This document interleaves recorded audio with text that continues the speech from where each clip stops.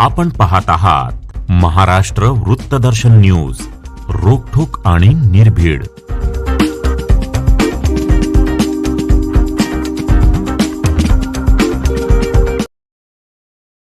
अनुसूचित जातीच्या उपवर्गीकरणाविरोधात Republican Party of India Athawale पक्षाने आपली लढण्याची रणनीती निश्चित केली असून उपवर्गीकरणाच्या विरोधात आज संपूर्ण महाराष्ट्रभर आंदोलने करण्यात येत आहेत. सांगली जिल्हाधिकारी कार्यालयाच्या बाहेर Republican Party of India Athawale पक्षाच्या वतीने निदर्शने करण्यात आली. यावेळी जोरदार घोषणाबाजी करण्यात आली. Republican Party of India Athawale पक्षाचे जिल्हाध्यक्ष राजेंद्र खरात यांच्या नेतृत्वाखाली हे आंदोलन करण्यात आले.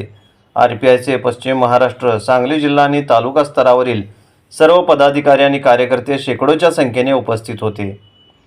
उपवर्गीकरणाच्या नावाखाली महार आणि मातंग समाजामध्ये भांडण लावण्याचा प्रकार सुरू आहे, तो तत्काळ बंद करावा. अनुसूचित जातीमधील 59 जाती सर्वांनी एकत्रितपणे येऊन उपवर्गीकरणाला विरोध करावा. संविधानाने दिलेल्या आरक्षणाचा अधिकार बदलण्याचा घाट घातला गेला आहे, पण तो कदापि पूर्ण होऊ देणार नाही, असं RPIच्या प्रमुख नेत्यांनी यावेळी सांगितलं. पश्चिम महाराष्ट्र कार्याध्यक्ष संजयजी कांबळे, पश्चिम महाराष्ट्र उपाध्यक्ष नानासाहेब वाघमारे, जिल्हाध्यक्ष राजेंद्र खरात, सांगली जिल्हा सरचिटणीस अभिजित आठवले सर, शहर जिल्हाध्यक्ष पोपट कांबळे, युवक जिल्हाध्यक्ष श्वेत पद्म कांबळे, महिला आघाडी जिल्हाध्यक्ष छायाताई सर्वदे इत्यादी मान्यवरांनी मार्गदर्शन केले. वकील संघटना अध्यक्ष तुषार लोंढे, खानापूर तालुका अध्यक्ष नवनीतजी लोंढे, कामगार आघाडी जिल्हाध्यक्ष संजयजी मस्के, मराठा आघाडीचे अध्यक्ष संतोष जाधव, विद्यार्थी आघाडीचे अध्यक्ष सचिन सवाखंडे, दिव्यांग सांगली जिल्हा अध्यक्ष योगेंद्र कांबळे, IT सेल जिल्हाध्यक्ष विशाल काटे, सांगली शहर अध्यक्ष अजय उबाळे, पलूस तालुका विधानसभा क्षेत्र अध्यक्ष विशाल तीरमारे, कलाकार संघटना सांगली जिल्हाध्यक्ष सुनील तोरणे, महिला मिरज शहर अध्यक्षा ऋतुजा कांबळे, सांगली जिल्हा उपाध्यक्ष संतोष वाघमारे, सांगली जिल्हा उपाध्यक्ष चंद्रकांत कांबळे, शहर जिल्हा सरचिटणीस प्रभाकर नाईक, शहर जिल्हा सचिव नितेश वाघमारे, मुस्लिम आघाडी तालुका अध्यक्ष बशीरभाई मुजावर, आटपाडी तालुका संघटक रघुनाथ कांबळे, मिरज तालुका उपाध्यक्ष संग्राम कांबळे, इस्लामपूर शहराध्यक्ष अमर बनसोडे, आष्टा शहराध्यक्ष प्रदीप आवळे, दादासाहेब चंदनशिवे, जितेंद्र सोरटे, लक्ष्मण चव्हाण, संतोष सर्वदे, सुधीर कांबळे, यशवंत काळबागे तसेच सांगली जिल्ह्यातील प्रमुख पदाधिकारी कार्यकर्ते व सांगली मिरज कुपवाड महानगरपालिका क्षेत्रातील सर्व प्रमुख पदाधिकारी कार्यकर्ते उपस्थित होते. Republican Party of India Sangli जिल्हा यांच्या वतीनं आज आमचे राष्ट्रीय नेते केंद्रीय मंत्री डॉक्टर रामदासजी आठवले साहेबांच्या आदेशानुसार जे महाराष्ट्र शासन उपवर्गीकरणामध्ये जातीमध्ये भांडणं लावत आहेत, हे पूर्णतः चुकीचं आहे.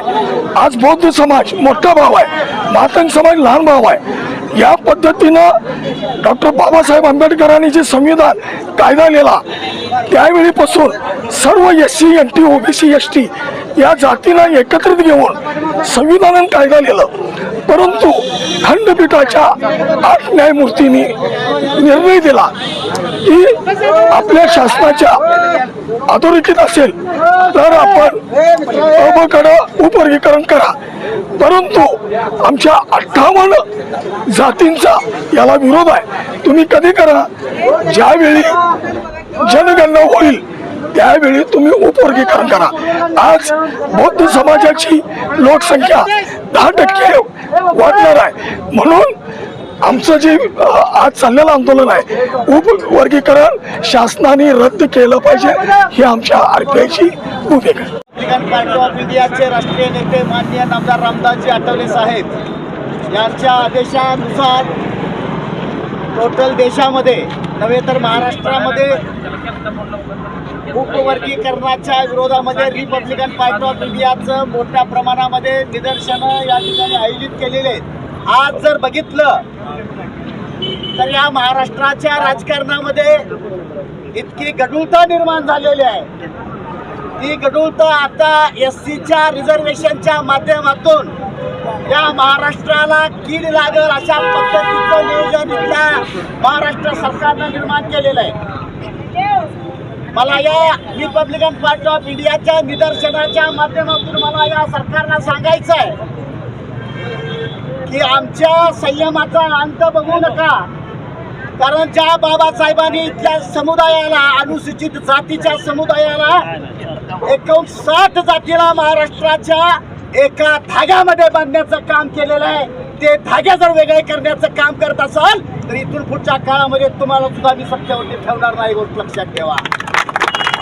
कारण डॉक्टर बाबासाहेब आंबेडकरांच्या विचारामध्ये एवढी मोठी ताकद आहे. डॉक्टर बाबासाहेब आंबेडकरांचे विचार, डॉक्टर बाबासाहेबांचे संविधान या देशाला एकत्रित जोडण्याचं काम करतं. जर तुम्ही आमच्यामध्ये भांडण लावून जर तमाशा बघण्याचं काम करत असाल तर आम्ही तुमचा तमाशा केल्याशिवाय बसणार नाही. कारण आम्ही रिपब्लिकन पार्टी ऑफ इंडियाच्या विचारावरती काम करणारी माणसं आहे. उपवर्गीकरणाचा कार्यक्रम तुम्ही जाणीवपूर्वक थांबवला नाही. जर जाणीवपूर्वक करून आम्हाला त्यामध्ये वर्गीकरण करून जर तुम्ही नुकसान करणार असाल आमच्या समाजाचं 59 जातीचं, तर आम्ही कदापि तुम्हाला शक्य होऊ देणार नाही. आणि आज फक्त निदर्शनं करण्यासाठी या ठिकाणी आमचे कार्यकर्ते आलेत. येणाऱ्या काळामध्ये हा सुनामी या निळ्या ध्वजाचा, या निळ्या झेंड्याचा सुनामी सांगलीमध्ये आल्याशिवाय राहणार नाही. आणि उपवर्गीकरण थांबलं पाहिजे एवढं त्या ठिकाणी सांगतो. केंद्रीय मंत्री माननीय नामदार रामदास आठवले साहेब यांच्या आदेशानुसार आज या ठिकाणी Republican Party of India Sangli जिल्हा, सांगली शहराच्या वतीनं या उपवर्गीकरणाच्या विरोधामध्ये आज आपण या ठिकाणी तीव्र स्वरूपाचे निदर्शन करत आहोत. आणि या निदर्शन करत असताना राज्य शासनाला आमचं एकच विनंती आहे की उपकरीकरण तुम्ही अजिबात करू नका. आमच्यामध्ये असणारा जो महार समाज, आताचा बौद्ध समाज आहे, मातंग समाज आहे, ढोर समाज आहे, होलार समाज आहे, आणि ह्या समाजामध्ये भांडणं लावण्याचं काम तुम्ही बंद करा असं या ठिकाणी आम्हाला म्हणणं आहे. कारण ह्या समाजामध्ये कुठले काय ठराविक लोक, काय जे ह्या असणारे जे 10% लोक जे बुद्धिभ्रष्ट आहेत, जातीभ्रष्ट आहेत, अशा लोकांचा ऐकून जर या ठिकाणचं राज्य शासन आपण जर त्यांचं ऐकून जर काय करत असाल आणि सगळ्या 59 जातीला जर त्याचा परिणाम होत असेल तर तुम्ही वेळीच हा तुमचा ह्यांचा डाव ओळखून तुम्ही थांबवावं. आणि कारण या ठिकाणी या सर्व 59 जाती अतिशय गुण्यागोविंदानं संविधान ज्या वेळी 1950ला लागू झालं तेव्हापासून ते आजपर्यंत ही 59 जाती गुण्यागोविंदानं राहतात, चांगल्या पद्धतीने करतात. आजच काही विशिष्ट लोक या ठिकाणी जमलेत, काही लोकांनी वेळा उचललेला, काही लोकांनी ठेका घेतलेला आहे की हा दोन्ही समाज एक फोडायचं. कारण महार समाज आणि मातंग समाज हा 2 समाजाला टार्गेट करण्याचं काम या राज्याच्या आणि राज्य शासनानं आणि केंद्र शासनाने घेतलेलं आहे. त्यामुळं या ठिकाणी मी देवाभाऊला, या ठिकाणी या राज्याचे मुख्यमंत्री जे देवाभाऊ आहेत त्या देवाभाऊ आपल्याला विनंती करतो की या समाजाचं वाटोळ तुम्ही करू नका.